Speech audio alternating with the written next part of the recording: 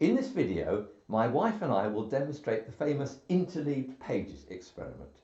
Now, what we've got on the table are two magazines, and I've interleaved the pages first from one magazine, then the other magazine, and so on, right the way through. There's about 150 pages of each magazine interleaved like that. And I'm just going to smooth them out. Now, I promise you there is no glue between the pages at all. And my wife and I are now going to get hold of the magazine by the spine. So she's holding one spine, I'm holding the other. We're going to pull them apart. And you see, we can't. It's absolutely solid. It won't come at all. So we'll put it down now and we can relax. Now, I'll now explain what's been going on. Now, there's friction between the two pages of one magazine and the pages of the other magazine. And it's always been thought that the reason for the book magazine here, pages not coming apart, is because of the friction. But there's actually more to it than that.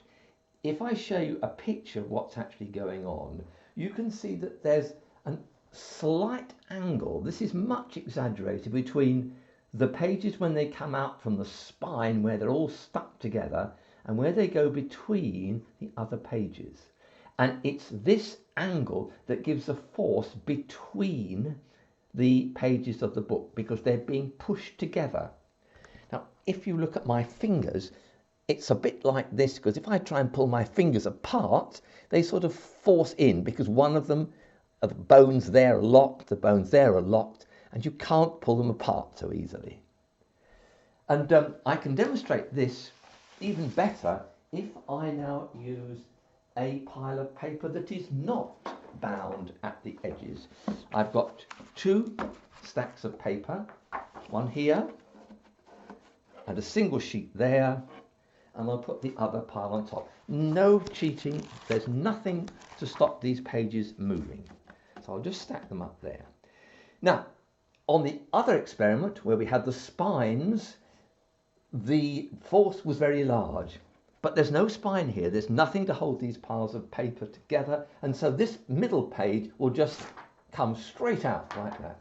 I'll do it again, just to prove it. Again, like that. Yes, you may say, but you're doing it quickly. And I say, well, I know if I do it slowly, there's enough friction to pull the pages across. But of course you couldn't do that when they were bound by a spine. But the very fact that they're bound by a spine would mean that this movement, I couldn't take one magazine and yank it out quickly, it just wouldn't come, whereas the single sheet of paper would come easily. So you're required to have the two spines. And I've heard that they've had this experiment done with two old thick telephone directories and two tractors, and they could not pull these apart. It's quite amazing, the force that is necessary.